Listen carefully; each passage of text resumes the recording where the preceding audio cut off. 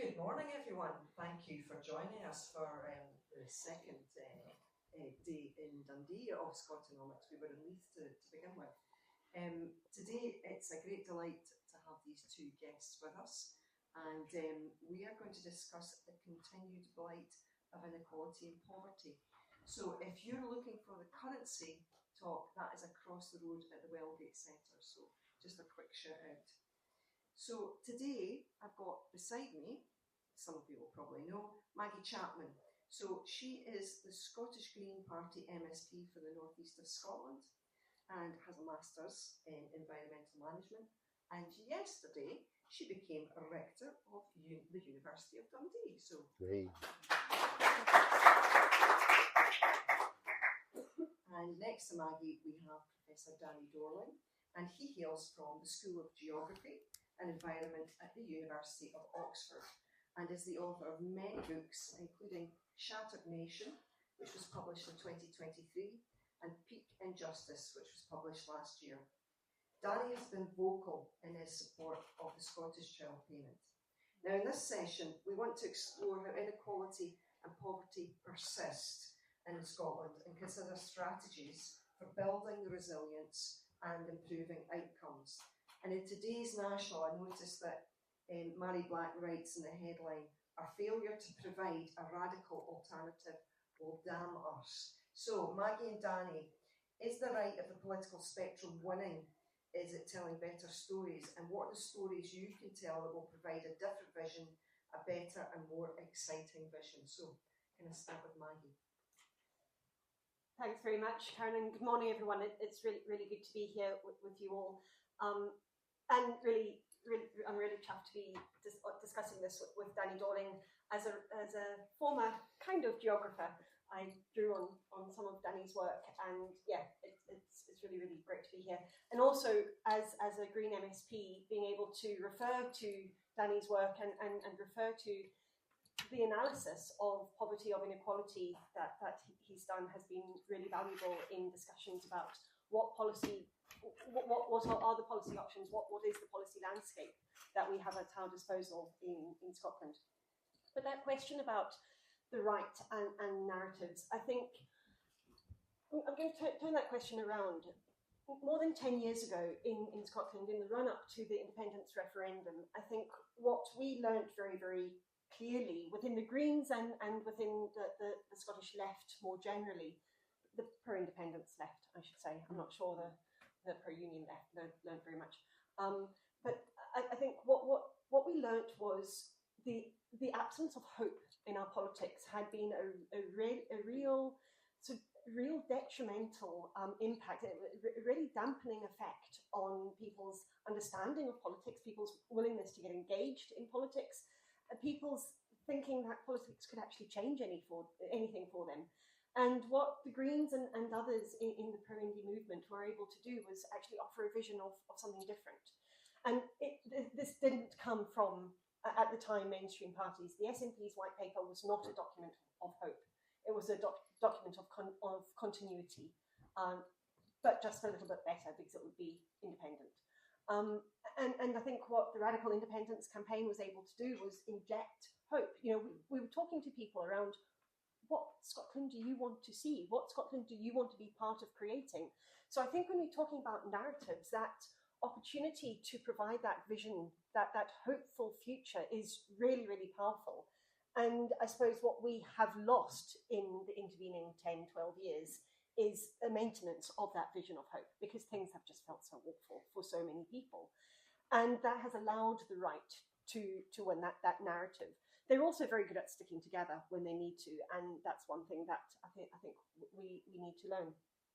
But I think there's something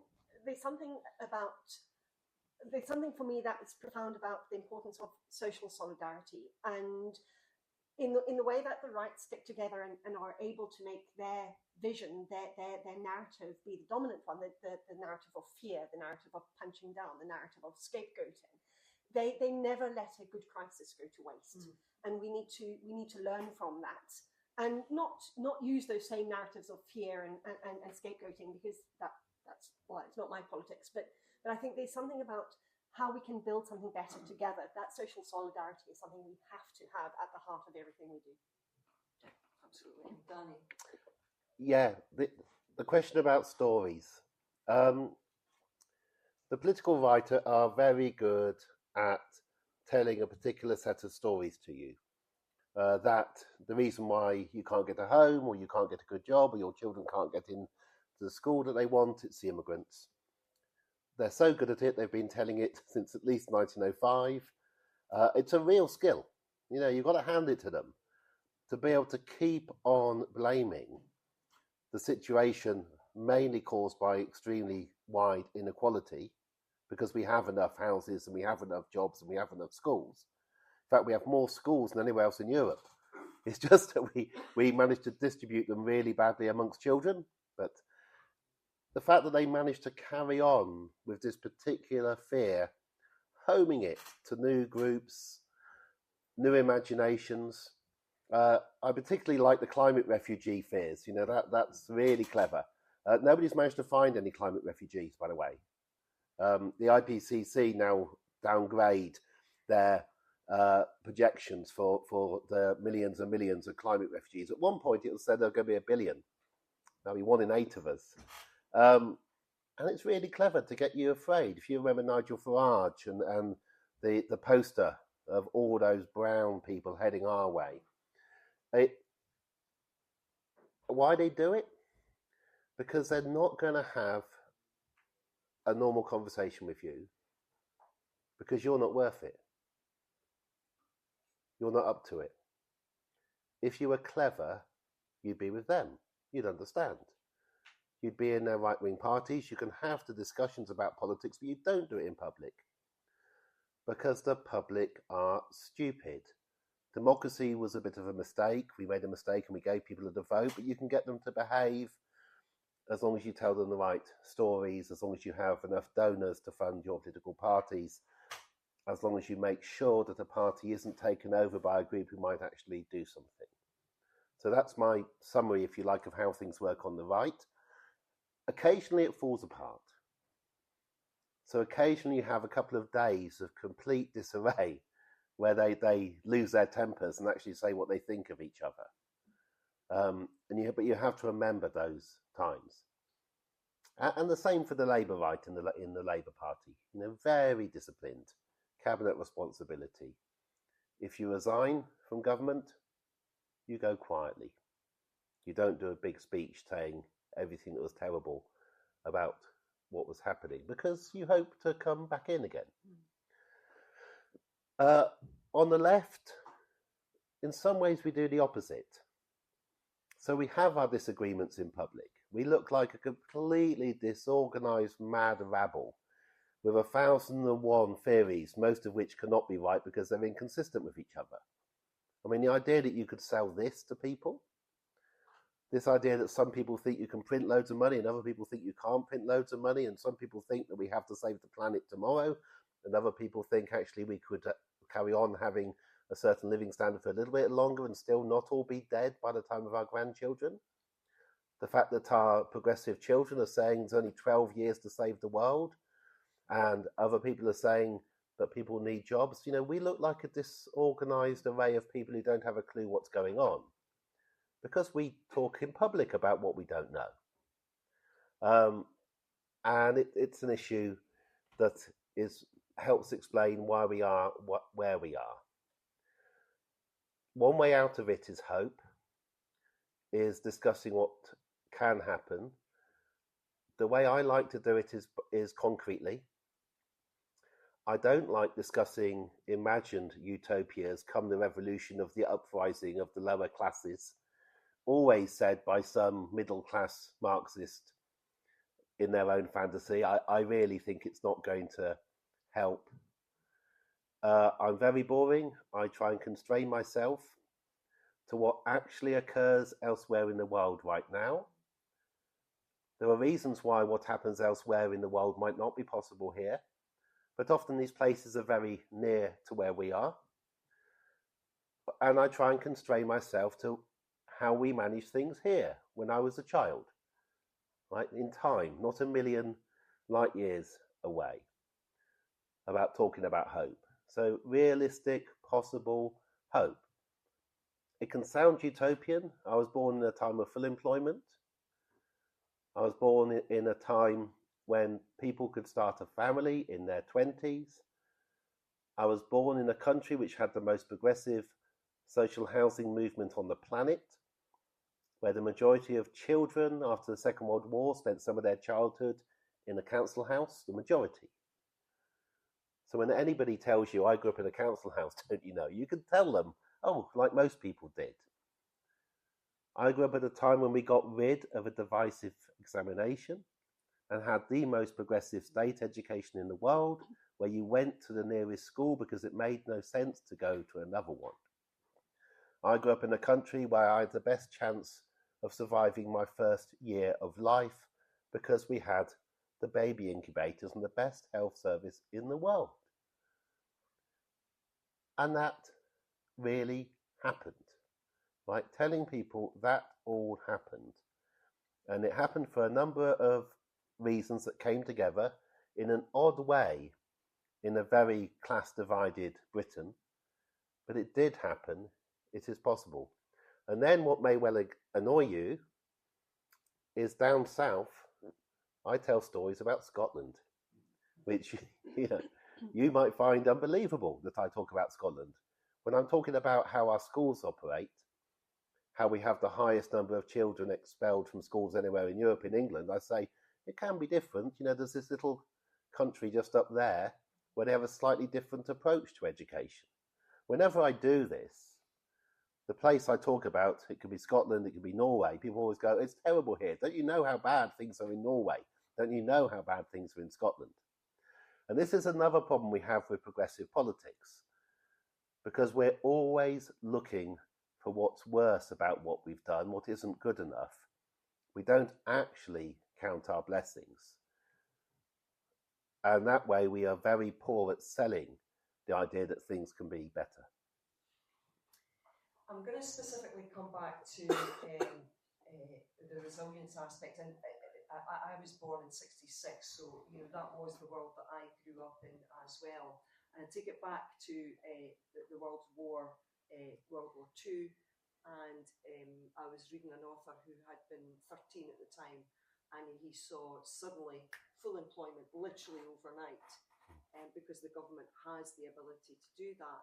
So I'm going to go to you, Maggie, first, and really talk about your vision for what's possible within a devolved situation, but then your vision if we were to become a monetary sovereign and the difference that that would make and what we could do with those particular powers.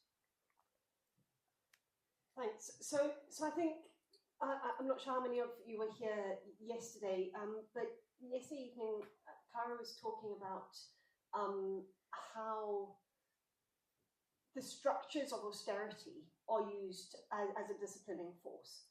And I think that's very, very apparent in our everyday lives. It's very, very apparent, not just to me as a politician, but we can see the consequences of austerity wherever we look. The libraries closing down, the hospitals, with beds in corridors, all of these kinds of things. And I think what we don't have in Scotland are the fiscal and economic, all the fiscal and economic levers that we, or monetary leaders, to change our approach.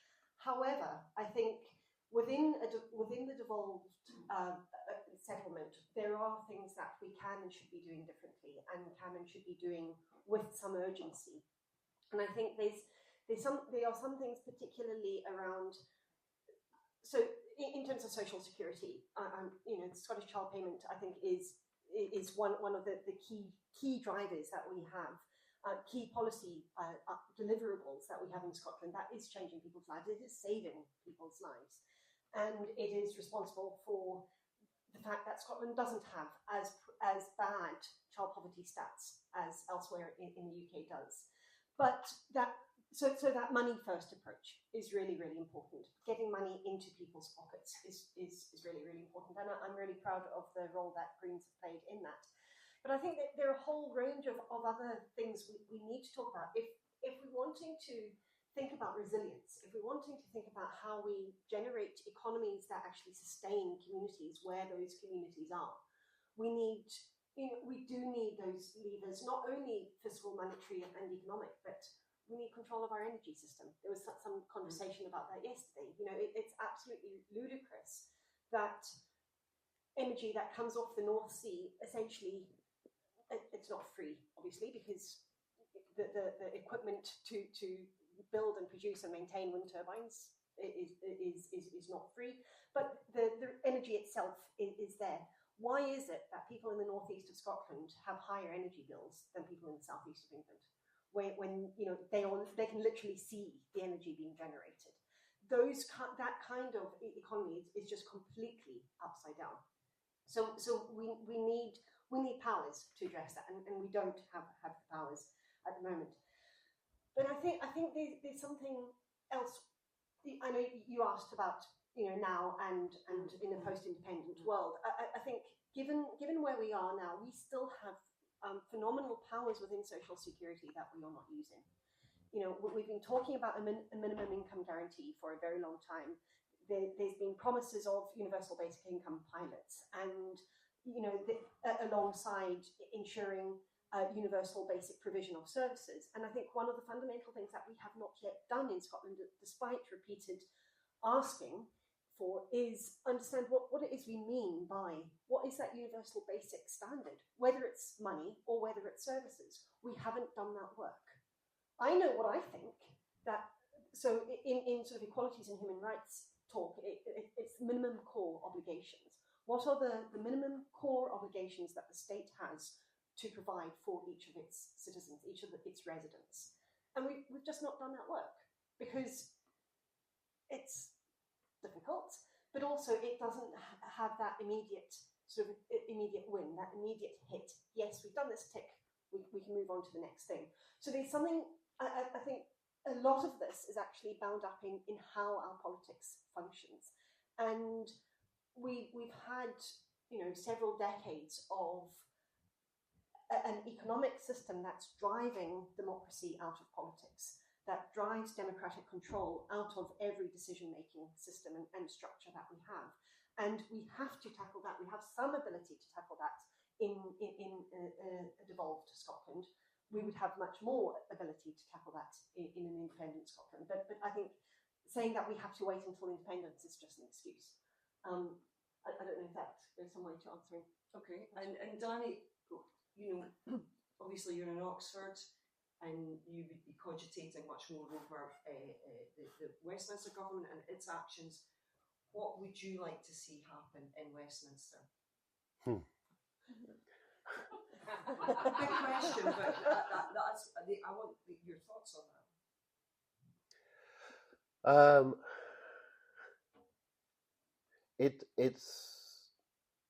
It's really interesting having watched it since the election. There wasn't a plan, there wasn't a set of policies of what to do.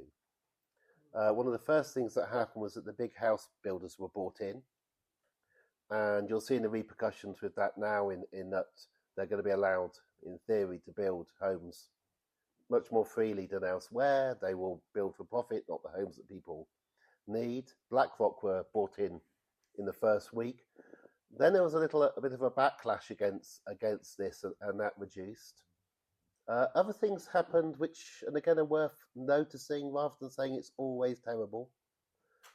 Starmer didn't appoint the Attorney General he was supposed to appoint. He appointed an Attorney General who told him to end 10% of arms exports to Israel. I presume because the advice would have been, otherwise you might end up in The Hague in your old age.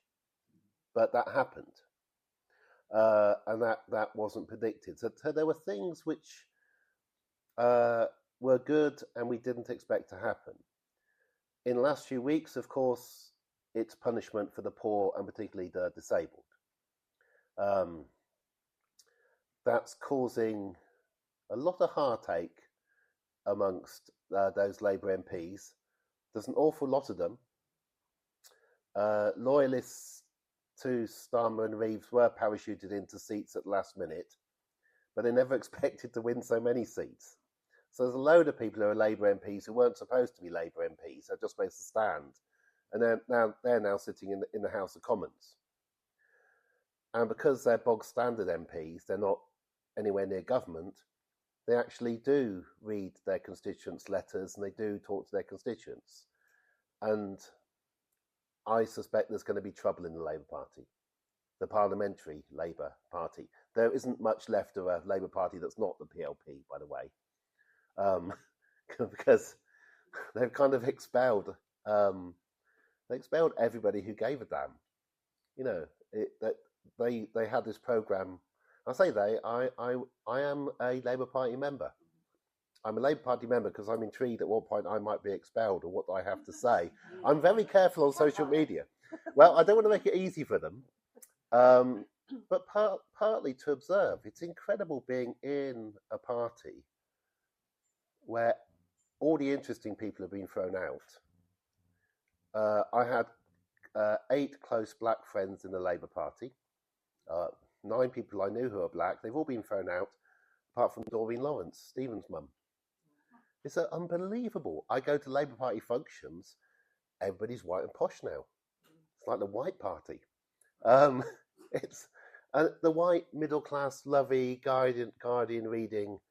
Oh, we care about the poor while we send little of Jacinda to North London Collegiate.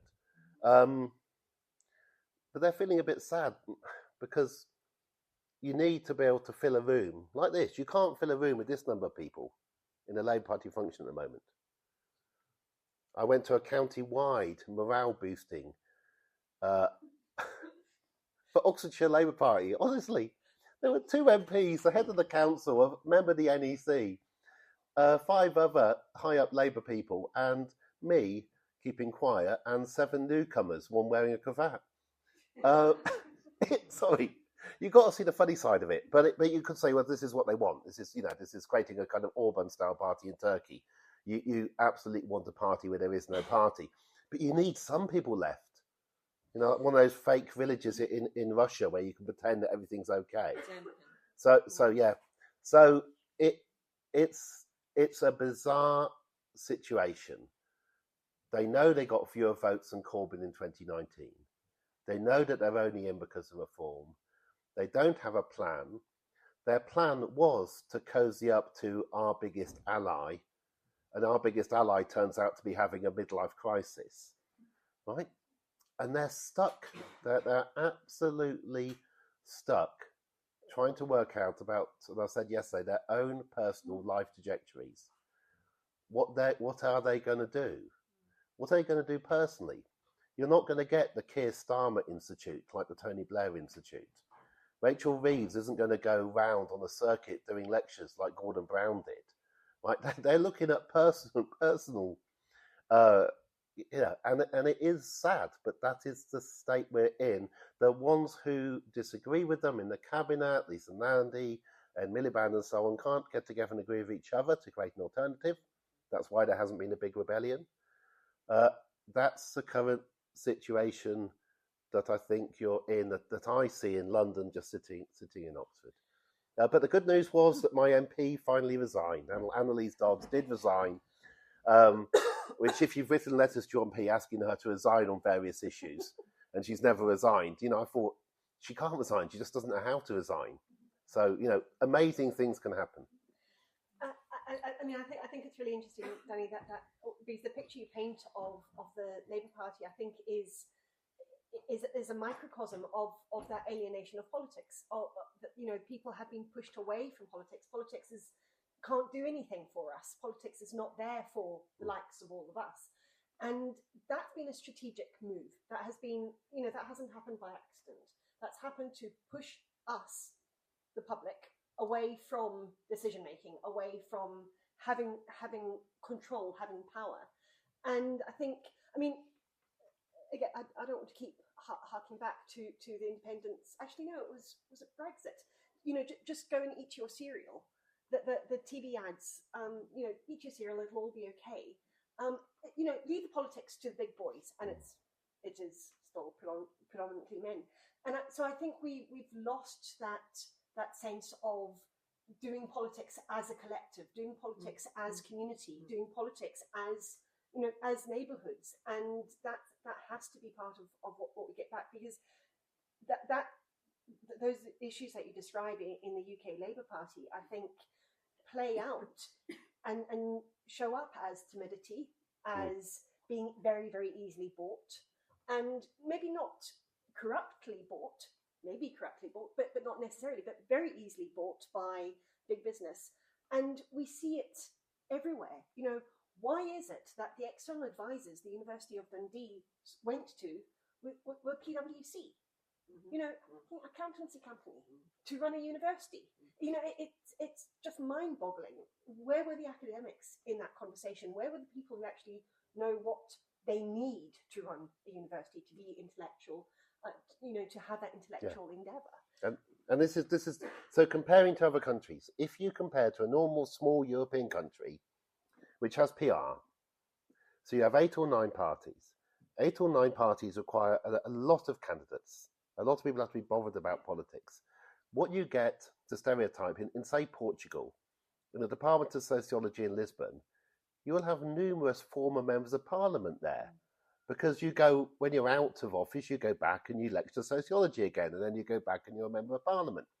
So you try and do something to the University of Lisbon, like Dundee, and you've got people who actually know about politics in the university. But you have to have PR to get the number of parties, not to have professional politicians, not to have what we actually have. And so it's some time away until the point we get that. But in Scotland, you have it. Now, you did end up with this monolith party winning more than 50% under PR, but you actually have this, and a liveliness to politics that you do not see in England at all, anywhere, which we did have a long time ago in England. My mum used to run Labour Party committee rooms in the suburb of Risinghurst in Oxford. I can remember the sitting room being full of people canvassing for a single ward. This wasn't a dream I had. This actually did happen. Whereas now, these emails going around saying, will anybody stand in the local elections, please? Can't get candidates. So that's what can happen. I don't think it was entirely a conspiracy. In the olden days, when the 2 main parties in England had big memberships, it wasn't necessarily a utopia, and a lot of these meetings were incredibly boring. But it's what happens when a country falls apart, when inequality rises, when people start to look out just for themselves, because that makes sense, because they don't have the luxury or the time to entertain wider ideals of what can be. Then you get this falling apart, which we've had at the moment. And it's not just in the Labour Party, right? Absolute death throes in the Conservative Party. Reform having the most wonderful public debate. The BBC News today had apparently Nigel Farage's personal emails being leaked about an MP. So it's not as if, I don't even know where the Liberals are at the moment. They did actually quite well in the election. Haven't heard anything from them. The Greens did really well in England. They've got whatever it is, four MPs, but there's no jubilation amongst the winners going on. It's a very, very strange moment in politics. I've had a few experiences recently where people are talking about, there was a gentleman here yesterday talking about action from the ground up. I would counter that and say that's fundamentally what a political party is. It's ordinary people joining together, discussing politics, discussing what's happening in the world. Some of them will never become candidates. Some of them are just going to be people who leaflet. They're going to do other things within the party, and they're very happy to do those things. So I think I'd be quite interested to find out how many people in this room are in a political party. Okay, that's a good number of people. So can I ask the people who are not in a political party why you're not in a political party? Do you want to volunteer that? I just say I'm in a political party, but I really wish it wasn't. Yeah. Sorry. Yeah. And why is that? Because I'm sitting here and I think that, many people, middle class, will never talk to the poor and dispossessed. Oh no, let me say.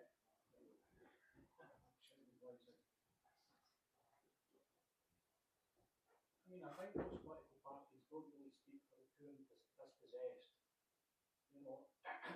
I used to say to people, why don't we go to the council schemes and talk to these people? And that idea usually went down like a lead balloon. I think we tend to like to talk to people like ourselves. And I don't really think there's any political party prepared to really reach out. I mean, one of the things is we talked about the independence campaign. I was really heartened by the result. Quite honestly, 45% of people, even though no political party put a clear strategy or had a clear vision, yet 45% of people went out and said they're prepared to vote and go for a pig in the poke. We don't care what independence might entail, we're going to go for it. I think that was real empowerment. And I think that really shook up the political establishment for the good. But we've never, years later, we've never moved forward from that. And that really says a lot to me about Scottish society. That we've still got this political parties that really don't prepare to go out there and say, let's engage people properly. I would counter that by saying that, I canvass and I'm a member of the SNP, I'm a councillor for the SNP. Lots of people I know canvass. We talk to people in all parts of Aberdeen, and I used to canvass in Leith as well. So that's definitely not my experience of being in a political party. And the great thing about canvassing is that you reach such a huge range of political thinking that you just never come across within your group of people who care about politics on perhaps a deeper level. So do you think, going forward from that idea, more collective action is where we need to go in order for people to have that hope in the first place and to achieve the things that we would like to see in Scotland and in England? Okay, I'll go first on that. It's easy, I think, to think that nothing's going to change. It's easy to think that. I lived in Sheffield for 10 years at a time when candidates in local elections would put their addresses down. So we had all the addresses, so we knew where every candidate and every councillor actually lived. And the Tories lived in the poshest addresses outside of the city. And then the Liberals, slightly less posh, then Labour. But even the SWP, whatever trade union and whatever party, their candidates only lived on the better half of the city. So always your political activists tend on average to be posh. And the 45 Labour government was unbelievably posh when you actually look at the backgrounds of almost all of their MPs. This is Labour. We tell a story of ex-miners and so on, but you look at them and look at the language. That didn't mean that the 45 government failed simply because they didn't have the lived experience. But they were fighting, and there were a few people there who actually knew, most famously Kairin Bevan, who actually knew what it was like to have your brothers and sisters die before they reach adulthood. When you look at progressive parties in mainland Europe, the ones on the left, they have a few people of actual experience of growing up in poverty, of being working class, but still a majority of middle class youngsters there. But they are the most effective political parties in the world at achieving things that we could only dream of happening here. And the franchise spread. So you get a prime minister who grew up with a single mum. You get those kind of things happening in other countries. If you look at the leadership of the Link in Germany at the moment, it's women. The increasing thing in Europe is women, particularly young women, being in charge of parties, always including a minority who didn't grow up in a middle class household. A minority, but it occurs. So that can happen. It will at some point happen here again. We don't know when it will happen. We do know in very recent experience that you give people the tiniest bit of hope, a strange man with a beard who can't speak properly and is no good at leading things, but actually says, I don't want to annihilate people, I won't press the nuclear button, and 500,000 people join a political party. You know, the biggest social movement in Europe overnight. The things that can happen, and like 45% of people voting for anything but this, if you like, which was similar to Brexit. 52% of people voting, you're giving me a choice between nothing changes and a change. 52% voted for, let's go for a change. Trump. And who voted for Trump? They were told, carry on as business as usual, or somebody very different in the US. And they go for somebody very different, right? So these things are all happening. We're also useless at measuring the successes. So we constantly talk about the far right rising. We've been doing it for 25 years. The New York Times used to produce a chart every year about the far right and how it's doing in Europe. And the great thing about the chart is you could see where it's falling. Right? So Golden Dawn were almost eradicated in Greece. In Poland, the far right party was thrown out of office. Right? The gains are never celebrated. The rises are always seen as we are on the edge of a fascist takeover. And that sense of continuous dread leads people often to mixtures of apathy, or if you've got a bit of money, how can I make sure I've got a home in more than one country so that I can flee when the bad thing happens?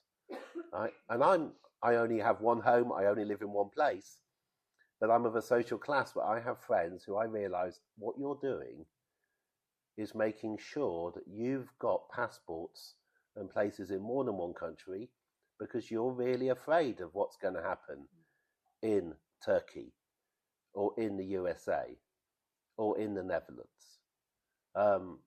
And that's one individualistic political route is getting ready to be a middle-class refugee. Those people in normal times, in more security, would be involved in politics to make the place they live better, rather than putting so much effort in to having a potential exit route from the place that falls apart. And that's the scary times that we're living in. And I think one of the things that strikes me while you're speaking there, Danny, is what's missing and what I think is we can get back. And some of us, both in political systems and in party political and political institutional systems, and those outside are trying to galvanize again, is the connection or the reconnection of big P politics, political parties, systems of government, institutions of politics, and social movements. And I think that's one thing that the Radical Independence campaign did brilliantly. I think when you talk about it, you know, it can happen again, and where we see in other countries working class voices, poorer people's voices being genuinely represented in their political systems, they have more social solidarity. They have that closer connection with social movements. And I think, you know, you would say the Labour Party had that with the trade unions. It doesn't anymore. And I think, and I'm not claiming this for the Greens by any stretch, but I think that there's something really quite powerful in the Fridays for Future, the school climate strikes, that the mobilisation, the social mobilisation had nothing to do with party politics. The social mobilisation around climate campaigning, climate activism, and peace campaigning and peace activism. You know, it's not an accident that for 16 months we've in several, probably maybe not all cities in Scotland, but certainly in most cities in Scotland, every single Saturday there has been a gathering, not of one or two people, but sometimes of 50 or 60 people coming together in solidarity against the genocide in Gaza. And I think, you know, I go to those protests in Dundee and Aberdeen, depending where I am, which weekend, and I'm often the only politician there, and I'm thinking, what the hell is going on? Why aren't my colleagues here? You know, and that makes me angry. So I think it is incumbent on those of us who are in politics to be there, to stand up and say, actually, we are part of your community too. And what we see happening in the UK government level, I think what we see happening in the Scottish Parliament as well is once you get sucked into that system, there's an aloofness, there's an alienation, and there is that kind of, well, we're very busy people, we've got an awful lot to do. And you think, yeah, but actually your job is to be community members. Can I just come back on that? I'm just going to say, Maggie, I actually work on a Saturday morning. I'm not earning the same as the MSPs. So, yeah, I've got a little bit of part-time work on the side. I think it's time to ask the audience, do you have any questions? Simon?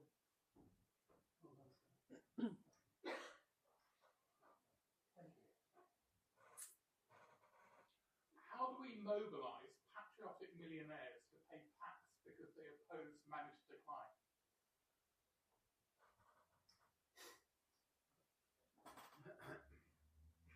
Make it so they have a legal obligation to do so. And if we don't, we send them to prison, fine them, take their assets off them. Yeah, there are things. I learned yesterday that I think it's only since 2018-19, HMRC actually now publishes a list of people who failed to pay their taxes, which is quite recent to do. The biggest movement in the world for wealth taxation, academic movement, is in the Netherlands, where they are working out the levels, 10 million euros, 2 million euros, at which people don't need more, and gauging public support and getting people to really think about it. So there are things occurring. Of course, you have the Patriotic Millionaires lobby group. That is one paid researcher, essentially, and Gary and his book. But it's great we had it. We may not have had it at all. The Americans were better at doing the Patriotic Millionaires thing than we were.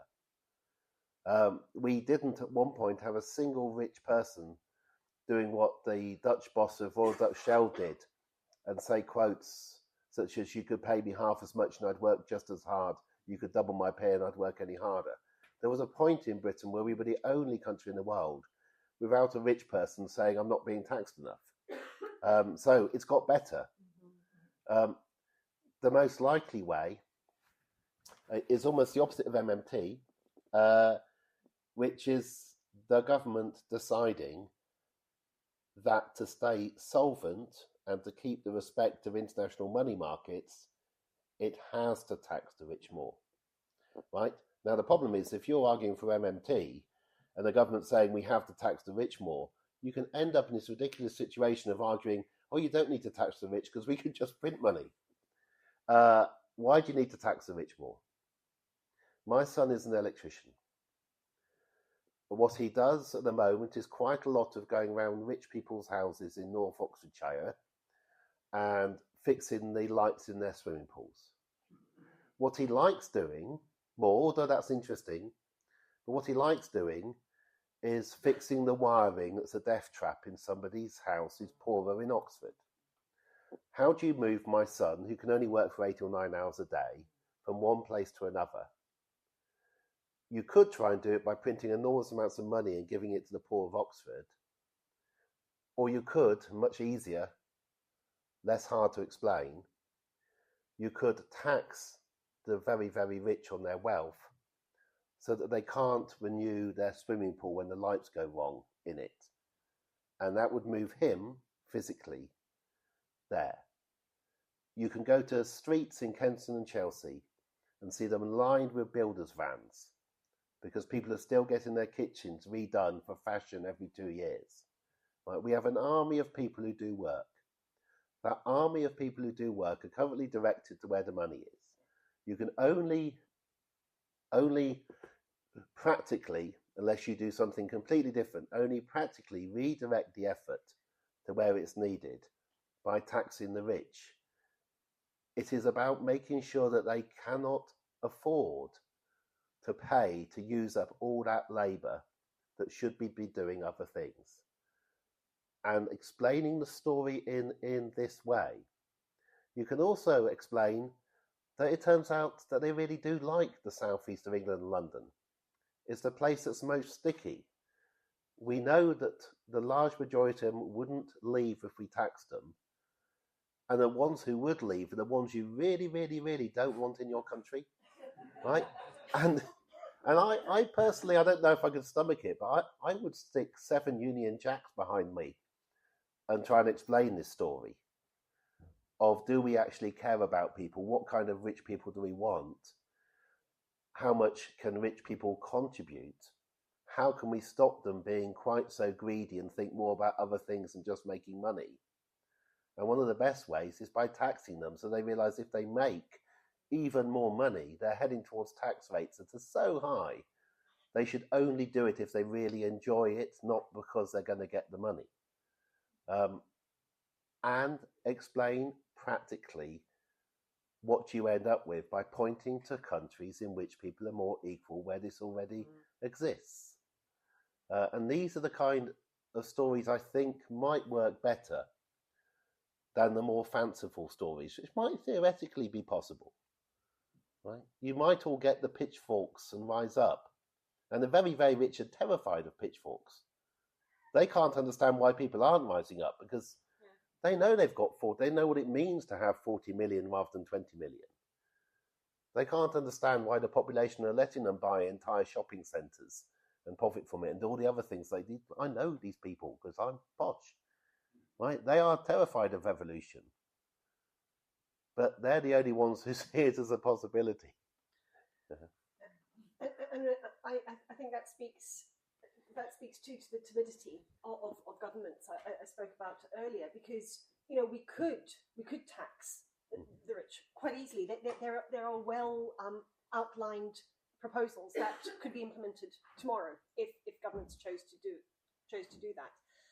But I think there's timidity around other things as well. So we have a housing emergency in Scotland declared, by local authorities, declared by the Scottish Government, and yet we have not. There have been virtually no compulsory purchase orders on empty homes. Why are we letting assets sit unused when we have people who could be living in them? It's because politicians are timid, and the systems, the structures of the political institutions support and promote that timidity.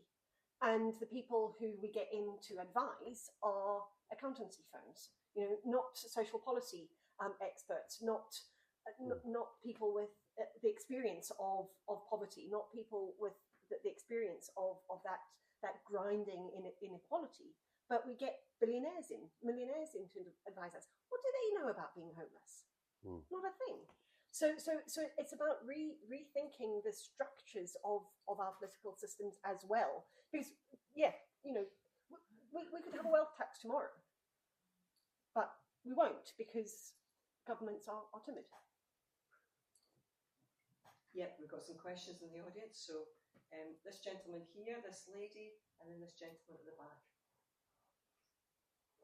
With the glasses.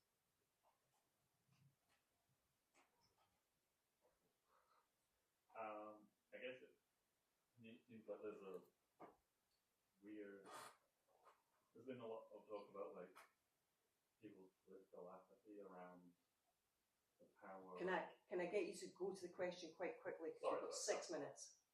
Just how do you kind of square the circle of people being apathetic about their ability to force political change, but this kind of reality that politicians. Okay, so how do you stop apathy? That's the first question. Is that your question? How do you stop apathy when it's kind of been proven that politicians aren't really willing to do big change? You stop it by pointing out when they do change. So when that Conservative minister at the end of the summer stormed into the lobby in Parliament and spoke to the cameras and said, we're going to have to close schools because the roofs could fall down, she'd just decided to have enough of her officials telling her we can risk leaving the children under those roofs. And you point out that a Conservative minister did that. A Conservative minister said she wasn't willing to risk children dying. And that's a politician worth voting for. We've got Labour, SNP and Green on, right? But you point out the things that are done that are good. When Scotland does what may be the fastest transformation for child poverty anywhere in Europe since 1989. That's my guess. £4,000 to £5,000 per family with 3 children receiving any kind of benefits. Right? Nowhere else in Europe did that uplift of poverty, out of poverty, that I've seen anywhere. When that happens in Scotland, and when the Scottish Labour Party tell Gordon Brown to be quiet when he tries to attack the policy, when Gordon Brown tries to increase child poverty, when the Scottish Labour Party shut him up after he writes in the Scotsman 2 summers ago, you say that's politicians doing the right thing. When children in Scotland grow taller, unlike England, you say that is evidence of policy working. And when the death rates of children in Scotland fall, as opposed to rising in England, you say politicians make a difference. These are the kind of things you do. But it requires pointing out when politicians help across the political spectrum, not saying my party or my little clique in my party are clever and have got all the answers, because that looks stupid. And pointing out that everywhere in the world where everything works well, where you have a good education system, where you have a good housing system, where you have a good health system, where you have peace, that has only happened because of politicians. That's what you do, and you do it repeatedly. And you say that it is lazy to think otherwise. You do not get some kind of anarchist collective of happiness, right? It doesn't exist. It doesn't exist except in the imaginations of pretty well-off folk. The only way in which you get to go out of a slum and into a nice house, in which you get the attention of a teacher, in which you get to learn to read and write, is collective. It's done by the state, and it requires politicians. And you repeat the good stories again and again, and you do what I find really difficult, is you wind down the cynicism. And it's very hard, particularly if you're in the Labour Party at the moment, to do that. But you have to give the stories of hope and what can be done. Otherwise, you're not being helpful. Yeah. Can I take the next 2 questions together? So, this lady. Yes. Yes, Maggie mentioned committee of politicians. I mean, my experience seems like citizens' assemblies are brilliant ways of getting democratic representation. White and the Welsh National Conversation got the teachers' law bill in. Okay. How do we get more like that? Yeah, you could also just join a political party. No, I think they're not political. I think that's one of the things people like about them. They always have to join. Sorry, Next question. Can I get the other question?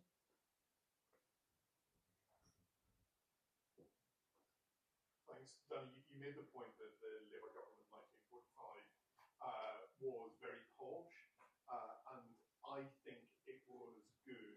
It did good things because it had its feet held to the fire by a very real social movement of people who read the Beveridge report and were determined to transform society.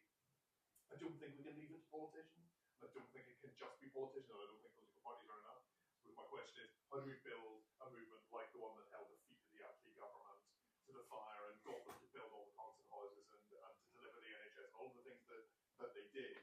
And I mean, I think your point is right. With any congratulations for doing.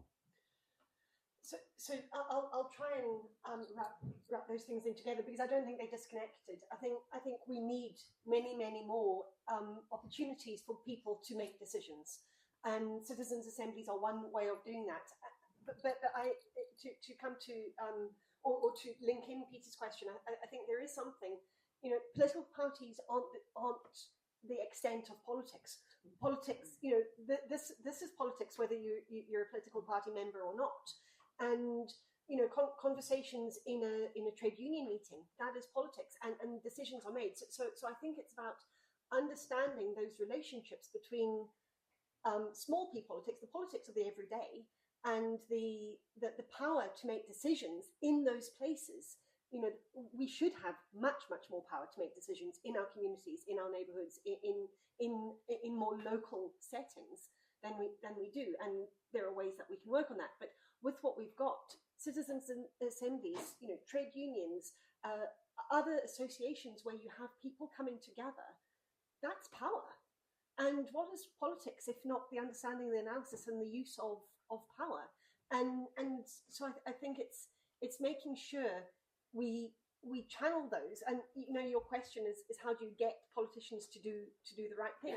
It is that connection back to social movements. We talked, we've seen more movement.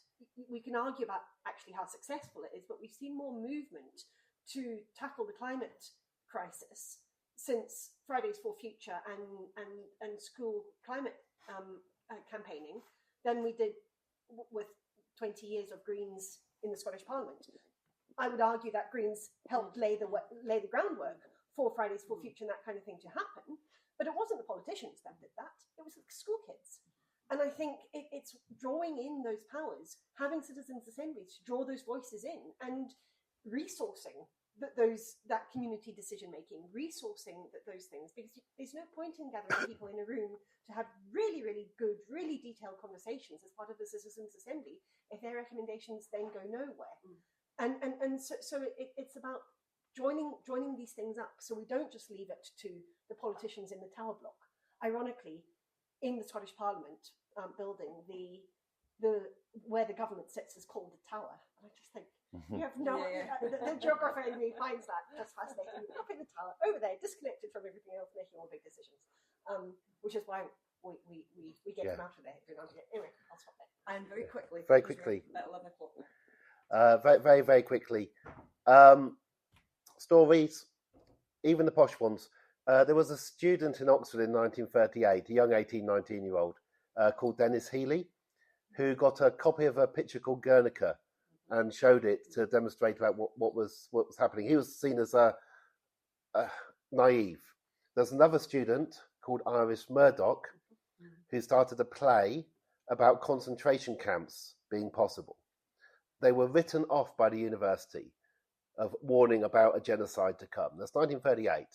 I can take you all the way through to the students who've been socialised in the last 2 years and have seen mass murder on their phone screens. And for them, it's their Vietnam, but much, much bigger. And they are not going to forgive the politicians in Britain, which was complicit about this. They will never forgive it, because this is what they saw in their later teenage years as they were becoming interested in the world. And it's as effective as being made to fight in the Second World War, which could have been avoided.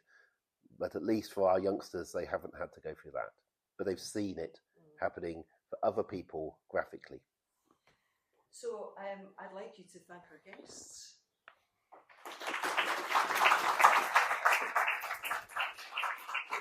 And our next section